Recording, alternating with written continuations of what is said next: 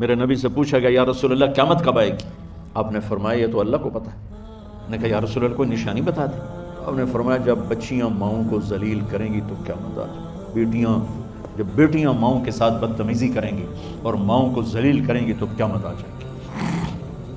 ایک ماں بیٹی کو میں بھول نہیں سکتا، ماں کے موٹے موٹے آنسو گر رہے تھے اور بیٹی ماں سے کہہ رہی تھی بھاؤ کہ نہیں، ہماری اپنی پنجابی زبان بھاؤ کہ نہیں، یہ تو ہم نوکر کو کہتے ہوئے ڈرتے ہیں، وہ ماں سے کہہ رہی تھی بھاؤ کہ نہیں، یعنی بکواس نہ کر، روا کے چپ، صرف آنسو اس کے گر رہے تھے ایسے۔ شاید وہ یاد کر رہی تھی کہ 9 مہینے کیسے اس کو میں نے پیٹ میں پالا، جنتے ہوئے کتنی تکلیفوں سے گزری، اور اس کو دودھ پلاتے ہوئے کتنی راتیں میں نے کاٹ کاٹ کے گزاری، اور اس کے پیشاب دھوتے ہوئے کتنی دفعہ میں سردی میں ٹھٹھری، اور آج جو مجھے کہہ رہی ہے بھوک نہیں۔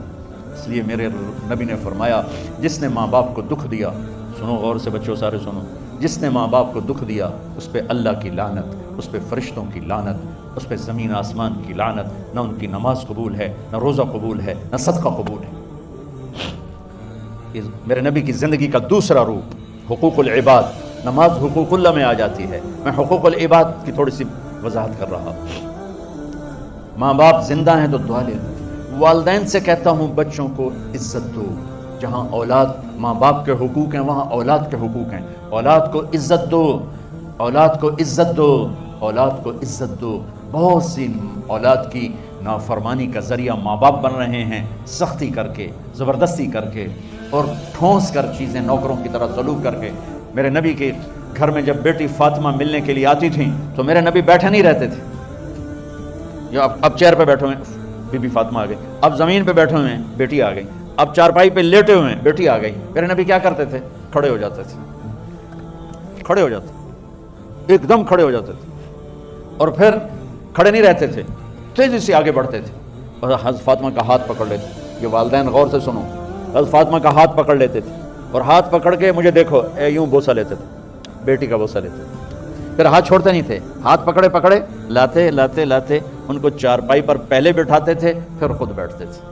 یہ باپ اور رسول ہو کر بیٹی کو یہ عزت دیتے تھے۔ پھر وہ جنت کی عورتوں کی سردار بنی، پھر وہ جنت کے سرداروں کی ماں بنی، پھر وہ اللہ کے شیر کی زوجہ بنی۔ تو والدین سے کہتا ہوں کہ اپنے بچوں کو عزت دو، عزت دو، عزت دو، عزت دو۔ بچیاں غور سے سنیں، سارے سنو پر یہ خاص طور سے سنیں۔ آپ نے کہا اللہ کو پتہ ہے، کہ یا رسول اللہ کوئی نشانی بتا دیں، تو آپ نے کہا جب بیٹیاں بھی ماؤں کو ذلیل کریں گی تو قیامت آئے گی، جب بیٹیاں بھی ماؤں کو ذلیل کریں گی تو قیامت، ان تلد الامۃ ربتہا، جب ماں کے ساتھ بیٹیاں نوکر جیسا سلوک کریں گی، نوکرانی جیسا سلوک کریں گی تو قیامت کے نکارے پہ چوٹ پڑ کے رہے گی۔ یہ نہیں کہا جب کفر پھیل جائے اور جب اسلام بٹ جائے گا، اس حالانکہ قیامت اس وقت آئے گی جب دنیا میں ایک مسلمان باقی نہیں رہے گا۔ یہ واقعہ کی سنگینی کو بتانے کے لیے فرمایا جب ماؤں کو ذلیل کیا جائے گا قیامت آ جائے گی۔ میرے نبی نے فرمایا عمر تیرے دور میں ایک شخص آئے گا اویس، اس کا قبیلہ ہوگا مراد، آگے سب کاسٹ ہوگی قرن، اویس بن عامر، اسے دعا کروانا، وہ کالے رنگ کا ہوگا، چھوٹے قد کا ہوگا، اور اس سے دعا کروانا، دعا تو بھی کروانا، علی تو بھی کروانا، علی اور عمر اویس ان کے لیے دعا کریں۔ انہوں نے پوچھا کیوں؟ کہ اس نے ماں کی خدمت کر کے اللہ کو اتنا راضی کر دیا ہے، جب وہ ہاتھ اٹھاتا اللہ خالی نہیں لوٹاتا۔ اللہ کی قسم عمر و علی کو اویس کی دعا کی ضرورت نہیں تھی، امت کو پیغام دینا تھا کہ مائیں ذلیل ہو رہی ہیں آج، اور باپ جوان اولاد سے چھپتے پھر رہے ہیں، تو میرے رب میرے نبی نے یہ آگے پیغام دینا تھا کہ نبی ہو کر رسول ہو کر کہہ رہے ہیں کاش ماں ہوتی تو میں اس کے لیے نماز توڑ دیتا۔ آپ کو 8 عورتوں نے دودھ پلایا والدہ سمیت، ان میں ایک ام ایمن بھی ہیں، آپ کے والد کی باندھی، تو گھر میں تشریف فرما تھے، ام ایمن بیٹھی تھی حضرت عائشہ، تو ام ایمن کہنے لگی یا رسول اللہ پانی تو پلا دیں، تو اللہ کے نبی ایک دم اٹھے، تو حضرت عائشہ ناراض ہو گئی، ام ایمن اللہ کے رسول کو کہتی پانی پلا، تو اور کیا نہ کہوں میرا بیٹا ہے میں نے دودھ پلایا۔ تو حضرت میرے نبی نے کہا ہاں ہاں عائشہ یہ میری ماں ہے، اس کا میں نے دودھ پیا ہے۔ آپ اٹھے، گھڑے میں سے پانی بھر کے یوں دونوں ہاتھوں سے حضرت ام ایمن کو پیش کیا جو حبشی باندھی تھی، چونکہ دودھ پیا ہے تو ماں کا لفظ صادق آ گیا، تو بجائے اس کے کہ برا مناتے آپ خادم بن کے اپنی ماں کو دودھ پلانے والی ماں کو آپ نے، حضرت حلیمہ سعدیہ تشریف لائیں، آپ نے اپنی چادر بچھا کر اس کے اوپر بٹھایا، ہمیں پیغام دینا تھا، آنے والے زمانوں میں یہ ہونا تھا۔ سبحان اللہ۔ تم سب بچے بیٹھے ہو، والدین کو اپنی جنت بنا لو، ماں باپ کو اپنی جنت بنا لو، ان کی دعا لے لو۔ میرے نبی نے فرمایا کاش میری ماں زندہ ہوتی۔ ماں کا خاص طور پر منشن کیا، میری ماں کیوں کہ باپ کو تو دیکھا ہی نہیں اور ماں کو دیکھا ہے 6 سال۔ میری ماں زندہ ہوتی اور میں عشاء کی نماز کے مصلی پہ کھڑا ہوتا اور میرے گھر سے میری ماں کہتی محمد، تو میں ماں کے لیے نماز توڑ دیتا ہوں۔ میرا نبی کہہ رہا ہے۔ اور جب آپ حج پہ تشریف لے گئے اور ابوا کے میدان سے گزرے جہاں میرے نبی کی والدہ کا انتقال ہوا تھا، اس بات کو 57 سال گزر چکے ہیں۔ 6 برس کی عمر میں مدینہ سے نکلے 3 افراد، میرے نبی کی ماں، میرے نبی کے والد کی باندی ام ایمن، وہ بھی ماں ہیں، انہوں نے بھی دودھ پلایا تھا میرے نبی کو۔ 2 مائیں ہیں، ایک دودھ پلانے والی، ایک پیدا کرنے والی، اور ایک میرے نبی ہیں۔ جب ابوا کے پہاڑوں میں پہنچے تو اچانک ہارٹ اٹیک سے حضرت آمنہ 25 سال کی عمر میں انتقال فرما گئیں، اور میرے نبی نے اتنا اس کا غم لیا۔ 6 سال کا بچہ، میں سن 2000 میں وہاں گیا تھا، میرے آنسوں نہیں رکنے کو آ رہے تھے کہ کہاں میرے نبی کی ماں کو اللہ نے اٹھایا، نہ کوئی آسرا، نہ کوئی سہارا، نہ کوئی رشتہ، نہ کوئی جھولی، نہ کوئی چھاؤں، ایسے تنہا یتیم کر دی۔ جب ان کو پتھروں میں دبا کے نیچے اترے، ام ایمن کو سے ہاتھ چھڑا کر بھاگے اور اوپر پہاڑی پہ چڑھ گئے۔ جب ام ایمن پیچھے گئیں تو ام ایمن نے کیا دیکھا کہ ابوا کے پہاڑ بھی رو رہے ہوں گے، آپ ماں کی قبر کو چمٹ کے ایسے اوپر لیٹے ہوئے تھے، قبر کو پکڑا ہوا تھا، اوپر لیٹے ہوئے تھے۔ جب ام ایمن قریب آئیں تو سنا آپ کہہ رہے تھے اماں جی آپ کو تو پتا تھا آپ کے سوا میرا کوئی نہ تھا، آپ مجھے چھوڑ کے کہاں چلی گئی، کیوں چلی گئی؟ 6 سال کا بچہ پہلی موت دیکھ رہا ہے تو ان کو سمجھ میں نہیں آ رہا کہ میری ماں کے ساتھ ہوا کیا ہے۔ ام ایمن نے اٹھانا چاہا، آپ نے اٹھنے سے انکار کر دیا۔ اس صدمے کو سینے میں لیے ہوئے 57 سال کے بعد، 7ویں دن بندہ رو نہیں سکتا، رونا نہیں چاہے تو رونا نہیں ہمتا، 57 سال کے بعد آپ اس وادی سے گزرے، اپنے اونٹنی کو ماں کی قبر کی طرف موڑ دیا، اور ان پلرز کو 3 گنا کرو تو وہ پہاڑ بنتا ہے، چھوٹی پہاڑی تھی۔ اونٹنی کو نیچے بٹھایا، اوپر پہاڑ پر گئے، اور یہ مجھے دیکھو، یوں آپ نے گھٹنے کھڑے کیے ماں کی قبر کے سرانے، اور یہ ہاتھ یہاں رکھے اور پھر سر دیا اپنے گھٹنوں میں یوں، پھر رونا شروع کیا۔ اتنا روئے، اپریل کا مہینہ تھا، دھوپ سر پہ پڑ رہی تھی، ہم تو ٹھنڈی دھوپ میں بیٹھے ہیں، شدید دھوپ میں بیٹھے تھے، اور اس کنڈیشن میں یہ بچوں کا سٹائل ہوتا ہے جب لمبا رونا ہو تو وہ یوں بیٹھتے ہیں سر اندر دے کر۔ اتنا روئے کہ آپ کی داڑھی ساری آنسوں سے بھر گئی، سینہ تر ہو گیا، احرام تر ہو گیا، اور کئی گھنٹے بیٹھ کے روتے رہے۔ 2 جہان کے سردار ہو کر تمنا کر رہے ہیں کاش اماں تو زندہ ہوتی تو مجھے کہتی محمد میں تیرے لیے نماز توڑ دیتا۔ پھر آپ سے زندگی کے بڑے فیصلے ہیں، شادی، آپ لوگ اکٹھے پڑھتے ہو لڑکے لڑکیاں، اپنی شادی کے فیصلے خود نہ کرو، اپنے ماں باپ کے حوالے کرو، اس میں شرافت بھی ہے، اس میں برکت بھی ہے، اس میں رحمت بھی ہے، اور اس میں والدین کی دعائیں بھی ہیں۔ کورٹ میرج کو ہوا نہ دو، boy friend girl friend culture ہمارا نہیں ہے، میرے نبی کے طریقے میں مرد اور عورت کا صرف نکاح سے تعلق ہے، اس کے علاوہ سب جہنم کی آگ ہے۔ اور والدین سے کہتا ہوں کہ اپنے بچوں سے پوچھ کے رشتے کرو، زبردستی مت کرو۔ میرا معاشرہ بہت سنگین قسم کے جرم کا شکار ہے، بچوں پہ مسلط کر دیتے ہیں، ایتھے ہی کرنی ہے، جٹاں جی کرنی ہے، بٹاں جی کرنی ہے، پتہ نہیں آئے کتنے جٹ بٹ، چلو تم ناراض نہ ہو، راجپوتاں جی کرنی، میں راجپوتوں میں اپنی قوم کو بھی رگڑ دیتا ہوں، راجپوتاں جی کرنی ہے، اگاں کرنی ہی کوئی نہیں۔ یہ ظلم و ستم اولاد پہ مت کرو، اپنی بچی سے پوچھو، اگر بیٹی ہاں کرے تو پھر قدم اٹھاؤ، اگر بیٹی کہتے میں نہیں کرنا چاہتی تو وہ نافرمان نہیں ہے، اللہ کے واسطے میری سنو، صرف تم نہیں سن رہے، اس کیمرے سے لاکھوں کروڑوں لوگ سن رہے ہیں۔ اگر بیٹا یوں کہہ دے کہ ابا میں نے یہاں شادی نہیں کرنی، میرا جی نہیں چاہتا ہے، تو وہ بیٹا نافرمان نہیں ہے، فرما بردار ہے، اس نے شریعت کا حق استعمال کیا ہے۔ اب ایسا ظلم مت کرو کہ نہیں اتھے ہی کرنی ہے، اتنے گھروں نکل جا۔ زندگی تم نے تو نہیں گزارنی، زندگی تو بچے نے گزارنی، میں قربان جاؤں۔ ایک حدیث سنو پہلے، پھر اگلی بات سنو۔ ما تزوجت وما زوجت الا بوحی من السماء نزل به جبریل۔ لوگو سنو، میں نے جہاں شادی کی، میں نے جہاں بیٹی کی شادی کی، پہلے آسمان سے جبریل فرشتہ اللہ کا حکم لے کر آیا، پھر میں نے قدم اٹھایا۔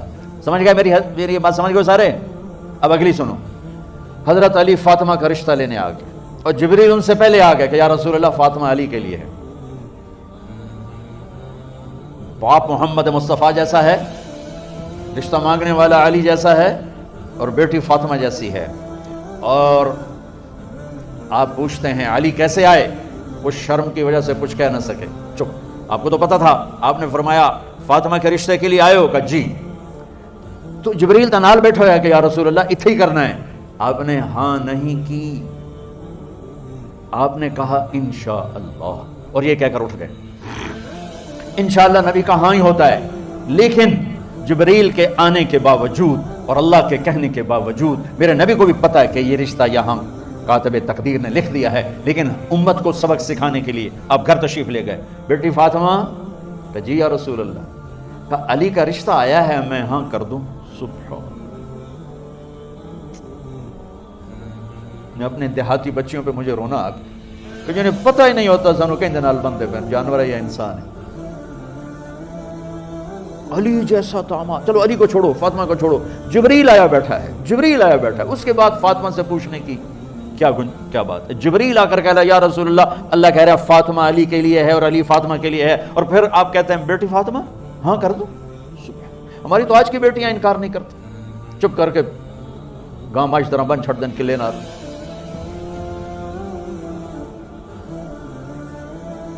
کوئی ان کے اندر کے جذبات کو سننے والا کوئی نہیں ہوتا. اپنی انانیت پر یہ فیصلے کرتے ہیں, اور میرا نبی کہہ رہا بیٹی ہاں کر دو. سبحان. آپ کا کیا خیال ہے, فاطمہ نے انکار کرنا تھا؟ یہ بیٹیاں نہیں انکار کرتی تو فاطمہ نے کہاں کرنا تھا؟ لیکن یہ سبق دینا تھا ان والدین کو جو نادانی میں نادانی کے فیصلے کر کے اولاد کو ہمیشہ ایک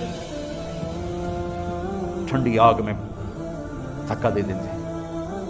حضرت فاطمہ رضی اللہ تعالیٰ عنہا نے جب ہاں کی پھر آپ باہر نکلے. اچھا مزے کا واقعہ ہوا, حضرت علی اٹھ کے باہر نکلے تو صحابہ باہر کھڑے انتظار کر رہے تھے کہ کیا ہوا. حضرت علی کو بھیجنے والے تھے عبد الرحمن بن عوف.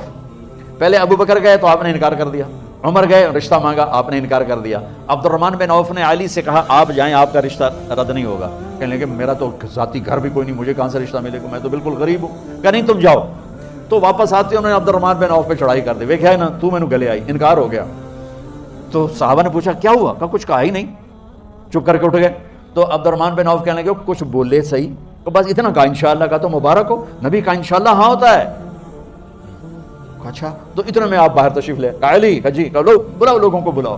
سوری مسجد بھر گئی آپ کی, سوری مسجد فل ہو گئی. آپ ممبر پہ کھڑے ہوئے علی کو سامنے بٹھایا. کہا لوگو یہ جبریل میرے پاس اللہ کا پیغام لائے ہیں کہ میں فاطمہ بنت محمد کا نکاح علی کے بن ابی طالب کے ساتھ کر دوں. پھر آپ نے خطبہ پڑھا اور کہا کہ علی ہائے ہائے ہائے, میں نے فاطمہ بنت محمد کو 400 درہم مہر کے عوض تیرے نکاح میں دیا, تو نے قبول کیا؟ حضرت علی نے زور سے نعرہ لگایا میں نے قبول کیا, اور سجدے میں چلے گئے, اللہ کا شکر کا سجدہ ادا کیا. پھر میرے نبی نے وہیں سارے مجمع کو شہد کا شربت پلایا اور تازہ کھجوریں کھلائیں. پھر جب رخصتی ہوئی تو آپ نے حضرت علی سے فرمایا کہ آپ آ کے لے جاؤ. پھر آپ نے حضرت ام سلمہ, حضرت حفصہ اور جناب حضرت عائشہ رضی اللہ تعالیٰ عنہ, ان تینوں کو بلا کر فرمایا تمہیں پتہ ہے نا مجھے فاطمہ سے کتنا پیار ہے, تو تم فاطمہ کو دلہن بناؤ, اس کی تیاری کرواؤ, اسے دلہن بناؤ. تو ان تینوں نے حضرت فاطمہ کو دلہن بنایا. پھر آپ نے حضرت علی کو پیغام بھجوایا, وہ تشریف لائے, اپنی اونٹنی لے کر آئے. حضرت عقیل ساتھ ہے, سلمان فارسی ساتھ ہے, اور دروازے پر اونٹنی بٹھائی, آپ علی کو اندر لے گئے اور یوں فاطمہ کا ہاتھ پکڑ کے علی کے ہاتھ میں دے کر فرمایا علی تمہیں نبی کی بیٹی مبارک. سبحان. پھر آپ نے کہا میری بیٹی فاطمہ, مجھے اپنے خاندان میں جو سب سے زیادہ محبوب تھا میں نے تیرا ہاتھ اس کے ہاتھ میں دے دیا ہے. والدین سے کہتا ہوں اپنے نبی کی زندگی پڑھو. میرا درد ہے کہ ہماری ثقافت میں اسلام داخل نہیں ہوا, ہمارے عبادت میں اسلام آ گیا. بہت سارا مجمع مرد عورتوں کا نمازی ہے, حاجی ہے, عمرے کرتے ہیں, لیکن ثقافت میں نبوت کی جھلک دکھائی دے, ثقافت میں اللہ کا نبی دکھائی دے, وہ نہیں ہے. زندگی بیت گئی اس انتظار میں, مدت سے لگ رہی تھی لب بام ٹک ٹکی, تھک تھک کے گر گئی نگہ انتظار آج, پتہ نہیں کب صبح ہوگی. چلو کہتے تو جائیں مجھے ہے اگرچہ بت ہیں جماعت کی آستینوں میں, مجھے ہے حکم اذان لا الہ الا اللہ. والدین کے ذمہ ہے اولاد کو عزت دینا, ان کی سب سے بڑی خواہش میں ان کا احترام کرنا کہ زندگی انہوں نے گزارنی ہے, اور آپ کے ذمہ ہے والدین کے آگے سر جھکا دینا. اللہ کے واسطے کورٹ میرجز اور خفیہ شادیاں یہ ہمارا نہ ہماری ثقافت ہے نہ یہ انسانیت ہے. ہمیشہ دکھ دردوں میں زندگی گزرتی ہے کہ اصل زندگی تو موت کے بعد آنے والی ہے. تو والدین پڑھیں شریعت کو, اولاد بھی پڑھے اپنے نبی کی زندگی کو. ایک شخص حضرت عمر کے پاس آیا ایک بیٹے کو لے کر, کہا امیر المومنین یہ میرا بیٹا بڑا نافرمان ہے اور مجھے بہت تنگ کرتا ہے. حضرت عمر کے پاس لاٹھی ہوتی تو انہوں نے یوں اٹھائی, وہ کہنے لگا حضور معافی دیا جائے, ایک میری گل سن لو. آپ نے فرمایا کیا؟ کہنے لگا ماں پیو دے بڑے حق ہیں, بالکل ٹھیک ہے, پر کوئی ساڈا حق بھی ہے ماں پیو تے؟ آپ نے کہا ہاں. آپ نے کہا ہاں. کہنے لگے ذرا وہ بتا دیں. کہا پہلا حق ہے اچھی ماں تلاش کرے, نیک عورت تلاش کرے. دوسرا حق یہ ہے نام اچھا رکھے. تیسرا حق یہ ہے اس کو قرآن کی تعلیم دے. کہا جی پھر سن لو حضرت جی, ایسا میرے پیو کو پوچھو اس حبشی عورت نال شادی کر کے مینوں حبشی ماں دیتی, انہوں کوئی عرب ماں ہی نہیں لتی. میرا پہلا حق اس مارا ہے.